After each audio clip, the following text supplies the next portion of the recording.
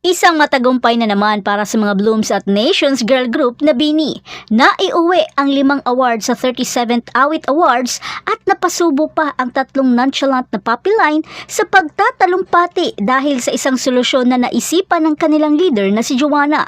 At nagbunyi naman ang karamihan ng masaksihan nila ang Mikaya.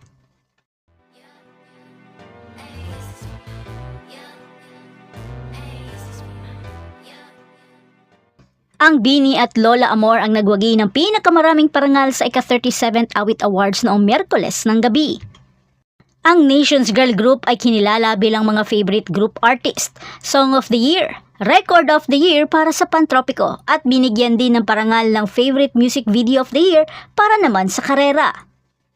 Nakakamanghang isipin na nakamit lamang nila ito sa loob ng 1 taon at ang iba pang mga awards sa ibang mga award-giving body.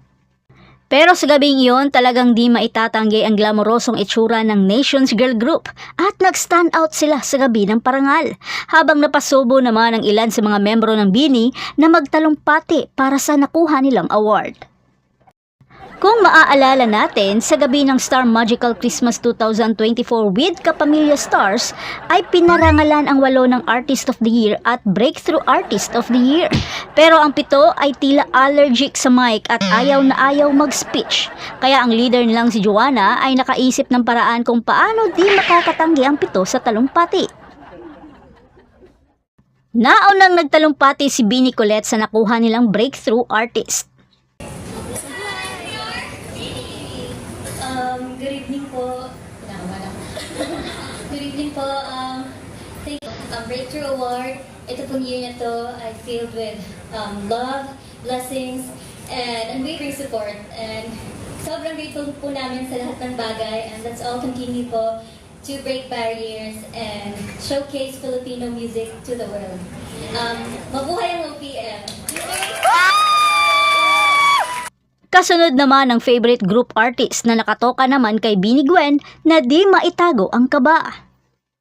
Hello again everyone! Thank you so much po Awit Awards. It really warms our heart receiving this. And to everyone who voted, to our Blooms, sa lahat po ng sumusuporta sa amin, maraming salamat po. Sa Star Music, yes, thank you so much. And nandiyan po sila. Grabe, nakakaba pala talaga dito. Sobrang grateful po kami for this award. Let's continue to support and inspire each and everyone. Thank you. Ang pangatlo nilang award ay nakatoka naman kay Mika Lim na Favorite Music Video of the Year. We're actually also shocked that it was Karela. Ako lang ba? Okay, anyway. We just want to say thank you first and foremost to Yumi Us. They were the ones who have been making our music videos. And we couldn't have reached the stage we are in right now if it wasn't for them. And of course, Star Music. And to Ms. Aika Villanueva, our visual director. And of course, our management, ABS-CBN Corporation. Thank you so much. And we hope that magustuhan niyo yung bagong music video namin next year. And thank you to the Blooms for voting for us. Talagang magkasunod na napasubo ang 3 nonchalant at ito sila ang pinakauna pang mag-uunahang iabot ang mic sa ibang members, pero mukhang di sila nakaligtas ngayon kay Master Joe. Pagkatapos naman nilang makuha ang pangatlong award ay hindi na sila pinababa pa ng host dahil nakuha nila ulit ang pang-4 nilang parangal na favorite song of the year na Pantropiko. At this time, si BINI Joanna naman ang nakatoka.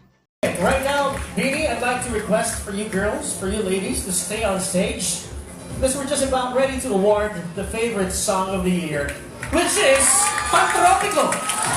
BINI! Woo!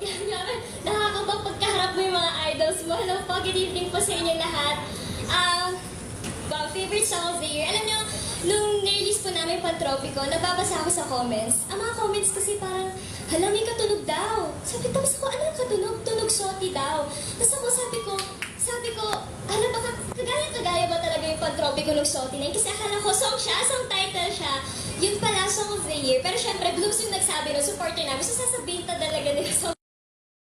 And, Awit Awards, maraming salamat kasi hindi po namin in-expect na dadating yung Pantropiko sa ganito dahil etong Pantropiko for us, it was a love letter for our culture and dreams. And sobrang grateful lang kami na nag-resonate siya sa maraming tao. Maraming salamat po. Thank you! At hindi pa nagtatapos dyan dahil muli na naman nilang nakuha ang favorite record of the year na Pantropiko at sa puntong ito ang bunso na ang huling magtatalumpati na ikinatuwa naman ng karamihan dahil sa comedy side nito. Thank you so much po for this award. Thank you, Awit Awards. Thank you to our rooms and of course, thank you, Lord. May share na akong kwento. Kasi every time na nagre-release kami ng song, kaming Bini, lagi namin sinasabi, this is it. Magbo-boom na tayo, girls. And, Parang 5 po. pero hindi. Pero finally, this is it. This is the one. We felt it, and now we're here. So this award means so much to us and to the whole Bini team. Thank you so much. At dahil nanalo ang Pantropiko, kakantahin namin to for the next 50 years. Thank you po, thank you! At di nga makapaniwala ang mga Blooms sa tatlong papilay na nag-speech ng Di Oras. Nalaman na lamang ng mga Blooms nang nireveal ito ni Colette sa kanyang ex-account na si Joanna ang may pakana dahil sa kanyang pa-wheel of names.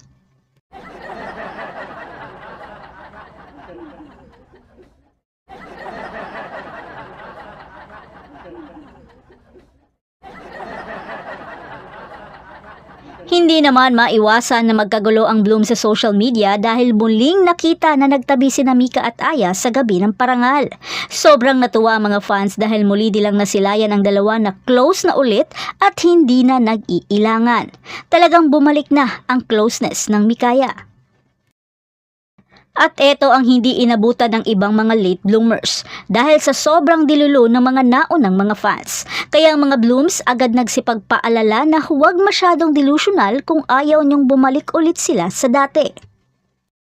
Samantala, ang Lola Amor ay nagwagi ng malaking parangal para sa Raining in Manila na nag-uwi ng Record of the Year, Song of the Year, Best Pop Recording, pati na rin ang Best Novelty Record para sa Waiting Here sa Pila na ginawa sa pakikipagtulungan kay Michael V.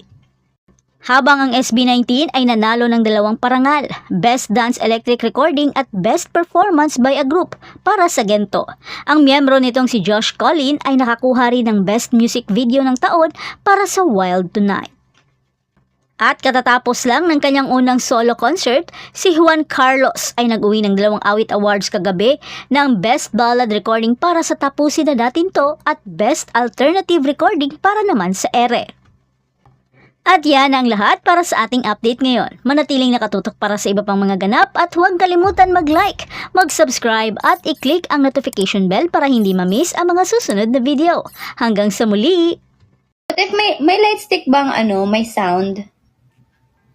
Pag ting, ready sa position. O, diba? Meron. yung sa Barbie sa,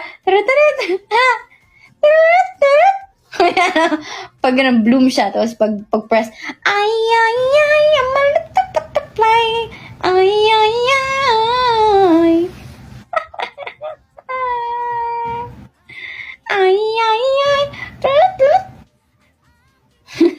yung sa phone.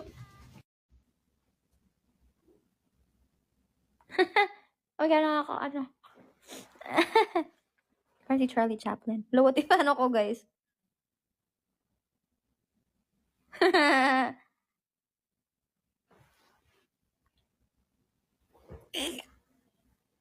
What if monobrow ako, guys? Hala, grabe naman nag-comment. Oy, wala na ako dyan, ha. Ikaw na nag-comment dyan. Bahala ka. Grabe ka. Wala na. Wala na, bahala ka. Hindi ako nag-comment nun.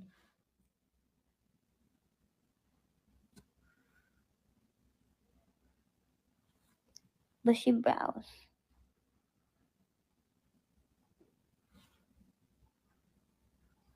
What if maging trend is guys? Para kumapal ganito pala.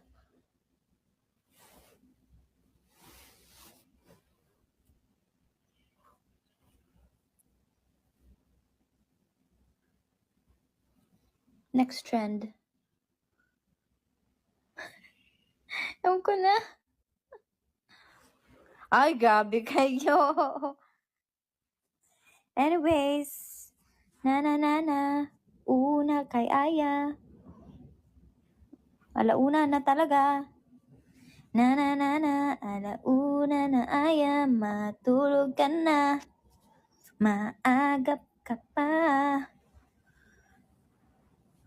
Okay, bye guys. I'm gonna end. Wait lang. Sige, I'm gonna end my live. Okay, bye guys. Good night. Thank you again.